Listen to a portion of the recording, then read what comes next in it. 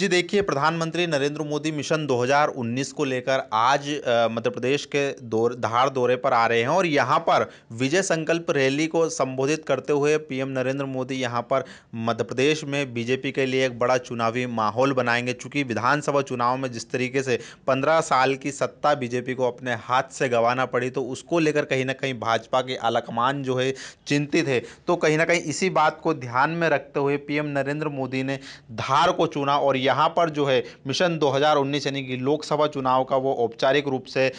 शंखनाद करने आ रहे हैं। क्योंकि विधानसभा चुनाव में अगर बात करें मालवा निमाड़ की, तो यहाँ पर बीजेपी को विधानसभा चुनाव में करारी हार झेलनी पड़ी थी और लोकसभा चुनाव में कोई रिस्क ना लेना चाहती है बीजेपी। और इसी को ध्यान में रखते हुए यहाँ पर भाजपा का जो आलाकमान है, कहीं ना कहीं मध्य प्रदेश की जो बीजेपी है वो पीएम नरेंद्र मोदी से यहाँ पर एक बड़ी सभा करवा रही है, जिससे कि बीजेपी के कार्यकर्ताओं को रिचार्ज किया जा सके, उनमें जोश भरा जा सके। और यहाँ से जो 29 सीटें अभी तक हैं कहीं ना कहीं, और मैं बताना चाहूँगा कि भाजपा के खेमे में 29 में से 26 सीटें और कांग्रेस के पास 3 सीटें हैं। तो ऐसे में कहीं ना कहीं जिस तरीके से विधानसभा चुनाव के परिणाम आए हैं, तो इसका लोकसभा चुनाव में असर ना हो उसको देखते हुए बीजेपी अब कोई भी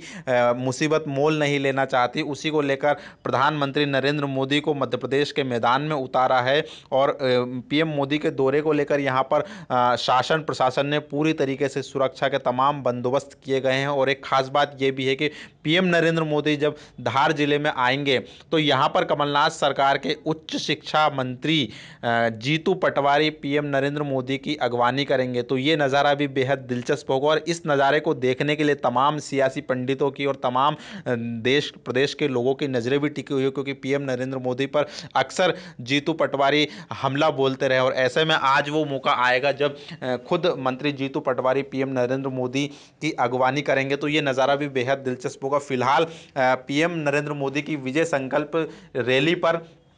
तमाम लोगों की नज़रें टिकी हुई, क्योंकि वो यहाँ पर ना सिर्फ विपक्ष पर हमला बोलेंगे बल्कि पुलवामा हमले के बाद जिस तरीके से देश की सेना ने पाकिस्तान की सीमा में घुसकर दुश्मन देश को मुंह तोड़ जवाब दिया और वायुसेना ने एयर स्ट्राइक की, तो कहीं ना कहीं उसको लेकर भी पीएम नरेंद्र मोदी बड़ा हमला यहाँ पर बोलते हुए नजर आएंगे। फिलहाल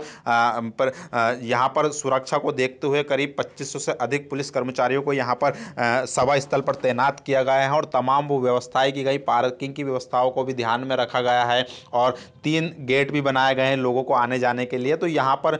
तमाम वो व्यवस्थाएं की गई है जिला प्रशासन के द्वारा, पुलिस प्रशासन के द्वारा, जिससे कि आम जन को कोई असुविधा ना हो।